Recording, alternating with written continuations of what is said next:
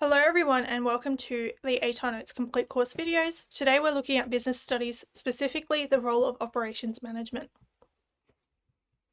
So what is the lesson outcome? So by the end of today's video, you will be able to explain the strategic role of operations management.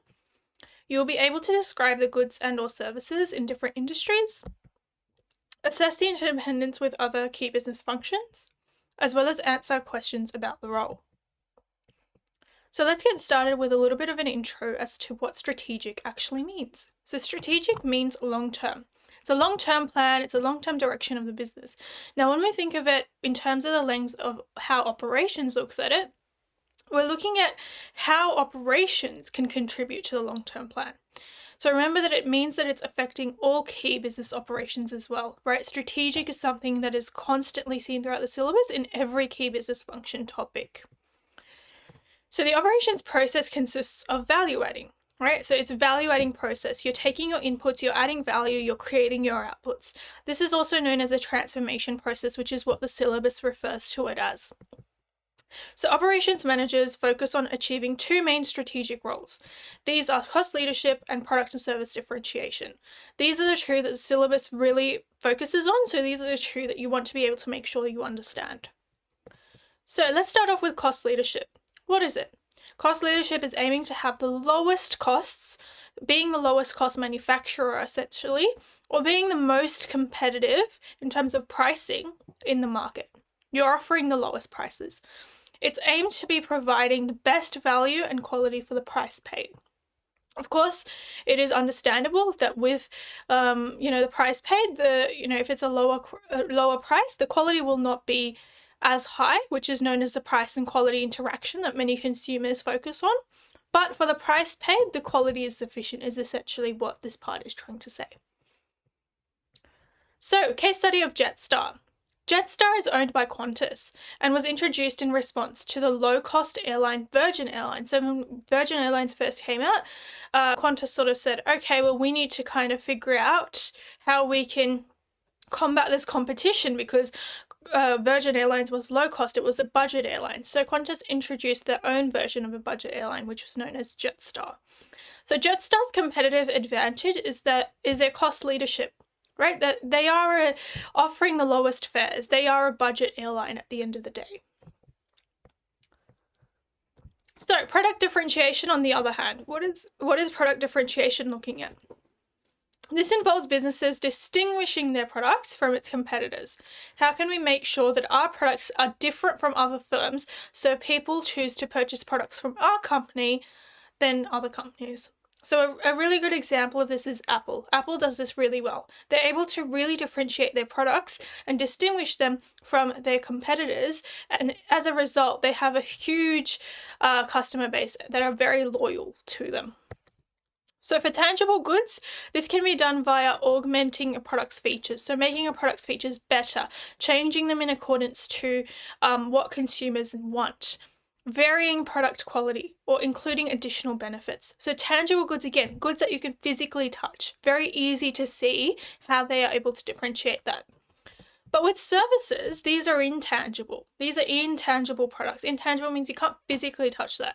Like, for example, when you take an Uber from your house to school, right, to get to school, that's an intangible service. That's an intangible product, right? So this idea that you can't, you're not paying for a physical product, but you're paying for that service of getting to school in that car. So services, how do they achieve product differentiation? Well, they achieve it through the level of expertise brought to the service, the time performing the service, or the qualifications of the service provider. So think about your teachers. When they're teaching you, you're paying for that service. You're paying for the service of education. You're paying indirectly for the qualifications of that service provider. Your teachers have qualifications to teach. They have specialist knowledge, which they are using to teach you. Right? So those are all very important to consider. So Qantas, again, a case study, has engaged in product differentiation by adding new features and services. So these include destinations. They have more than 76 destinations worldwide. They have city flights and express services. So sometimes, especially during peak times, they may increase the number of flights because they know more people are traveling. Jetstar, they also have, a budget airline for sorry, so they have a budget airline for price-conscious consumers as well. They have comfort, so they have sky beds, they have the menus by renowned chefs, they have lounges, self-serve kiosks. A lot of people travel and would like to be comfortable when they travel. So that element is brought in by Qantas. Okay, so a key point to remember is that it is important to note that it is very difficult for businesses to attempt to achieve both product differentiation and cost leadership at the same time. It's because they're very different, right? One is focused on lowering costs, cost leadership, and the other is focusing on higher costs, because differentiation has higher costs. You're focusing on the quality, you're honing the product to make it so that it is, different from competitors. It's not a standardized product which is cheaper, which is what cost leadership does. So it is very unlikely and very difficult for a business to attempt to achieve both at the same time.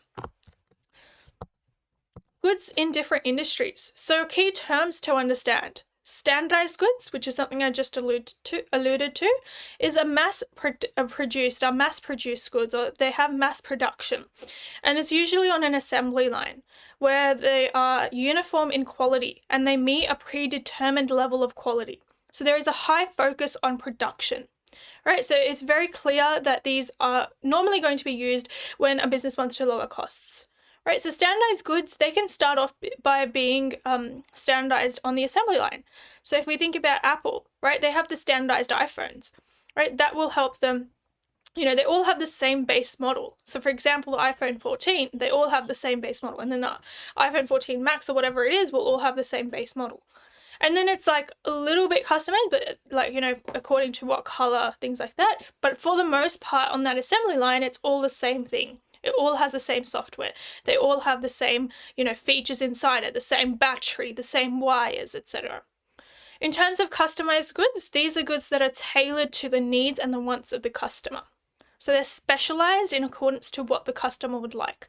There is a high focus on producing consumer-centric goods. So very much focused on what the consumer wants.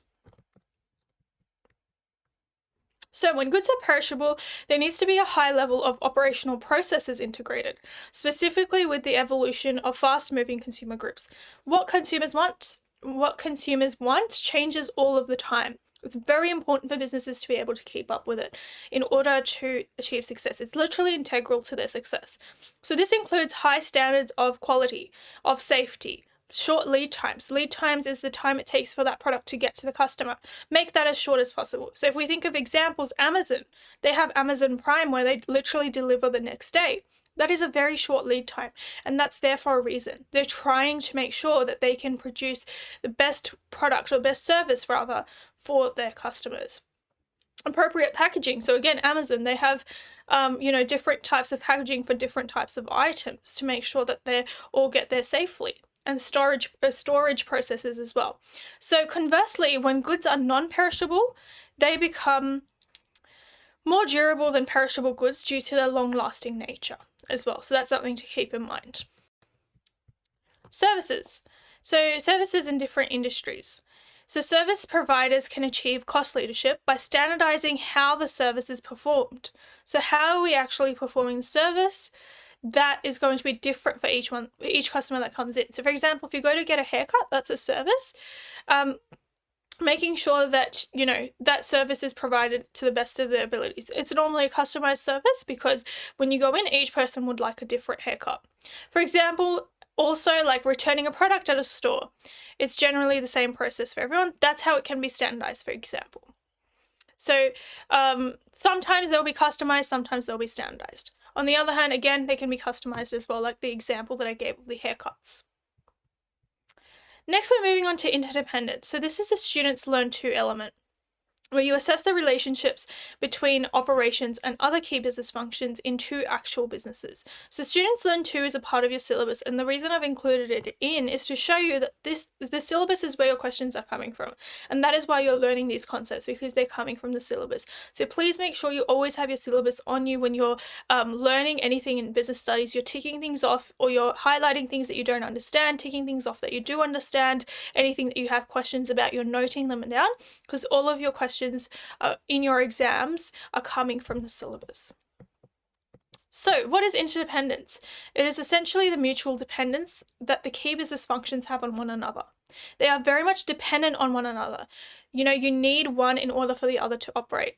It's like the human body, right? You need your heart, you need your veins. They're all, you need your kidneys, you need your liver. They're all equally important. If you take out one of them, aside from like your kidneys, right, you can still live with one, but if you take out like your liver, then, your body won't operate as effectively anymore. And then sometimes it can be fatal. Same thing with a business. If you take one of those functions out, it will definitely impact operations. Sometimes it's going to be fatal for the business. They're going to go bankrupt. They're going to lose their business. So what are the different interdependence factors that we can know? For example, operations and marketing. How do we know what to produce? Because marketing does that research. They do market research. They conduct the research into what customers want, what customers don't want, what customers like, what customers don't like, and what our consumers want, right? Again, very clear link. After marketing figures that out, then operations produces whatever marketing has figured out in terms of what they want. So marketing, Apple goes out, does market research. They, conduct a lot of research as to what customers want in the iPhone. Then operations will go ahead and produce that. Operations and finance. How are we going to fund our processes? We need finance, right? We need money.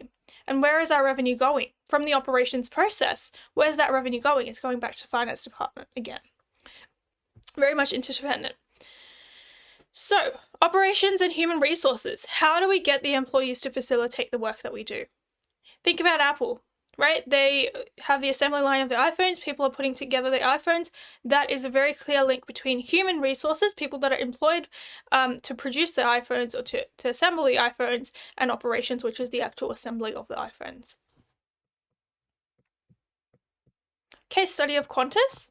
So the interdependence of the key business functions at Qantas include human resources, so recruiting pilots, handlers, attendants, and engaging in effective training, etc., so that we can produce the best operations, the best transformation process that we possibly can. And add value to our transformation process and our final, and our evaluating process as a result, and our final output. Marketing connects the customer with their requirements through pricing research, through product designs, promotion of services, so we know, so Qantas know exactly what to produce and exactly what to include in the operations process. And finance, monitoring, recording, analysing the financial transactions to report to shareholders in order to assist them in strategic decision making. Again, very important part in order to be able to link what we need to associate and what we need to do in the operations process is to look at finance, look at those records, look at what's done well financially, what's not done well financially in the past, things like that. And obviously revenue as well for Qantas. So let's go through some practice questions now. The first one is a multiple choice. What is the most likely reason for an Australian clothing business to choose to manufacture locally? So have a think about, what it means to manufacture locally and why an Australian business would do that. So again, I would pause the video and then have a go at it, and then we'll come back and answer. So we'll go through the answer now. The answer is B, to maintain quality control. Now, B is correct because this question is specifically talking about manufacturing locally. When you manufacture locally, it allows the business to shift to domestic operations, which means they're operating in Australia. It's an Australian clothing store that's operating and manufacturing in Australia rather than overseas. And so they are able to oversee the quality. If they were to ship that overseas and get the manufacturing done overseas, what's going to happen is they are not going to be able to know what the quality of the product is like because they are not in control of the manufacturing process. They're just going to get the final product delivered. So that is something to remember, is that when you are manufacturing locally, chances are that business is trying to achieve quality control. They're trying to oversee it. They're trying to look at every single part of the process and have a say.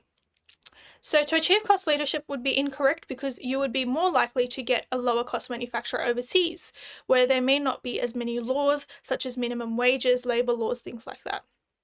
As unfortunate as it is, a lot of businesses exploit those regulatory differences to gain a cost leadership advantage.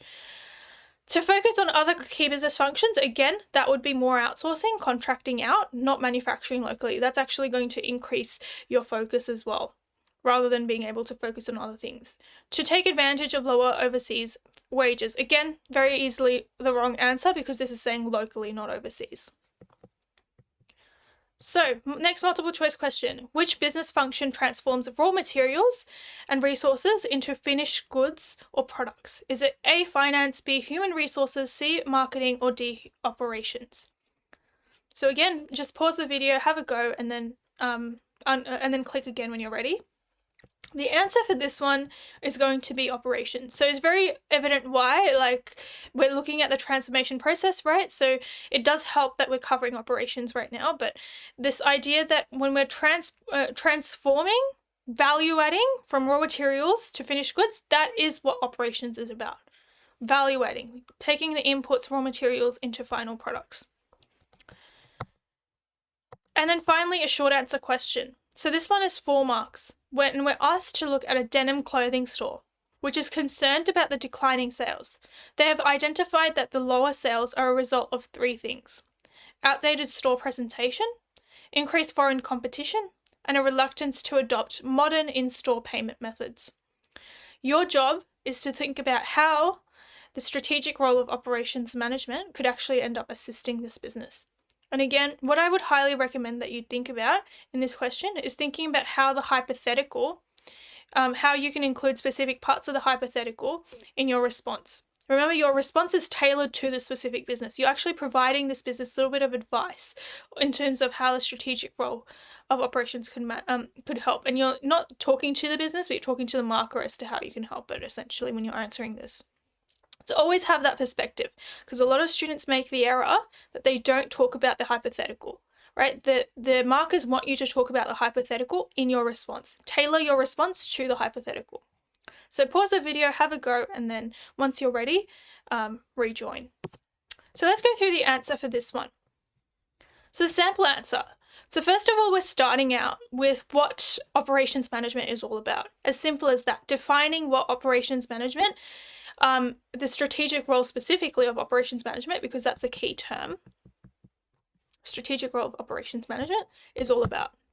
So highlight those key terms and then think about how you can answer the question, because it will really help out.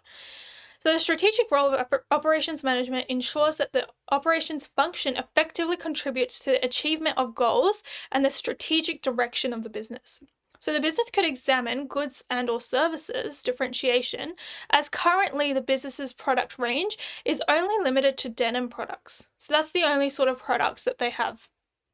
Right? And how do we know this? Again, looking at the hypothetical, and you can see that they're linking the hypothetical to what's happening. They could differentiate their products and add non-denim items and clothing accessories to it as well. This would potentially increase the customer base, attracting customers who are interested in non-denim items, which may increase profits and sales. So at the end, they are providing a clear linking sentence as to why this would be a good thing to do. Right? Why is a strategic role helping? Because it can, at the end of the day, if they decide to take these steps, then it can help increase sales and profits. So you can see they've talked about first definition. They've gone through the specific component that they'd like to discuss from the syllabus, from strategic role, which was either cost leadership or goods and service differentiation.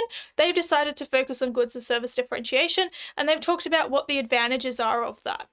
So it's really important to have that example in there as well, to think about syllabus terms and to look at the key question as well, the key terms of the question as well. Okay, and that basically brings us to the review component today. So what we've just covered, we've looked at the strategic role of operations management, specifically the goods and services in different industries, the interdependence with other key business functions, as well as a range of practice questions.